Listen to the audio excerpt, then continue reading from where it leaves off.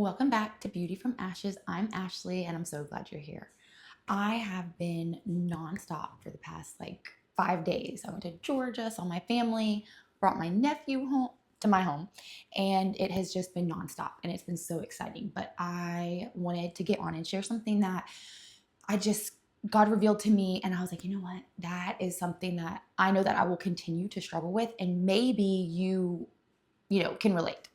So I I've had him, okay, and I haven't left his sight since I've been with him. And he will, if we were going to the beach yesterday, and he's like, when are we going to the beach? Are we going to the beach? I'm like, yes, we're going to the beach.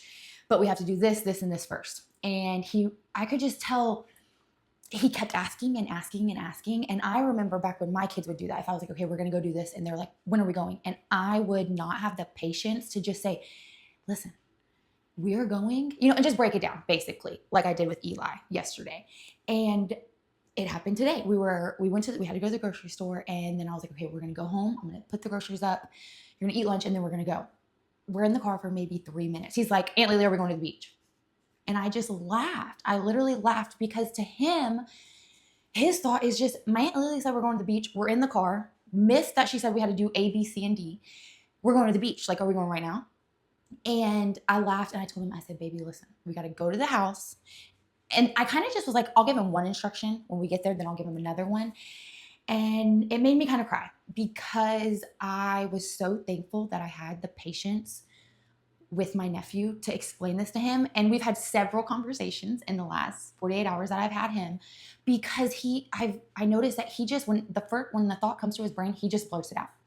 There's no filter yet because he's still young. And that's how kids are.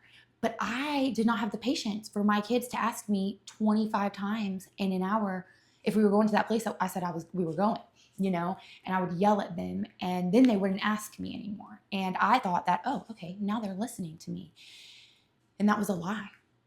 My kids were not listening to me when I yelled and screamed at them. What was happening to their nervous system was it was shutting down because it was scared.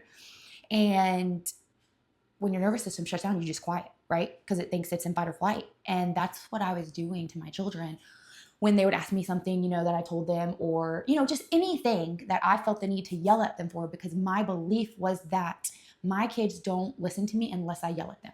That was my belief. I said it. I heard other people say it. I agreed with them. And that was a lie. It was a lie. When I yelled at my kids, it scared them and it made them shut up. But I don't want that. I don't, seeing my nephew and him asking me questions, I don't want to yell at him to get him to be quiet. I just want him to understand. And when I talk to him and I get on his level, because that's what I do, I get on his level and I talk to him, he'll say, okay, Aunt Lily. And I'm just like, okay, baby, I love you, and then he'll go do what he is going to do. And it's just, God revealed to me that, I just didn't have the patience. And still today, years and years later, when I want something, I want it.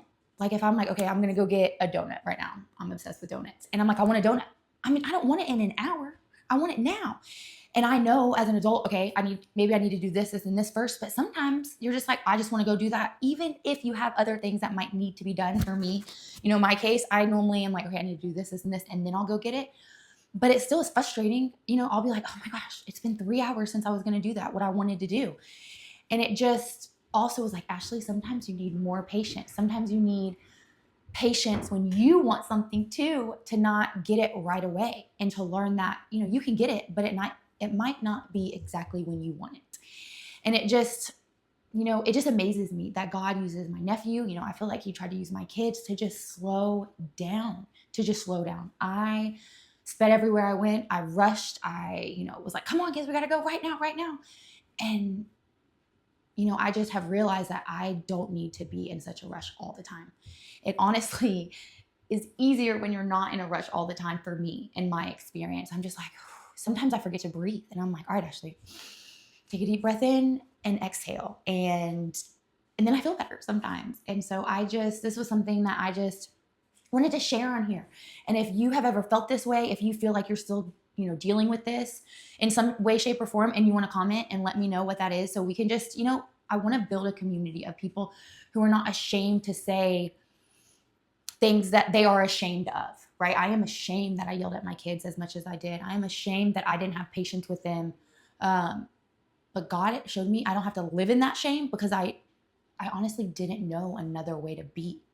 You know, my mom yelled at me, her mom yelled at her, and it was a hard process, but God has given me the strength, and I mean the patience, the endurance to pause and wait, take some deep breaths, and then process and talk and realize that, you know, these little kids, they're looking up to us like, what is it that you want me to do? And they listen to what we say, even if they think that we don't. I used to think that kids, you know, they're not paying attention. Oh man, they are paying so much attention to everything that we say and do. It's kind of scary. But I hope that this uplifted you, enlightened you, made you feel maybe not so alone. And I just hope you have a blessed day.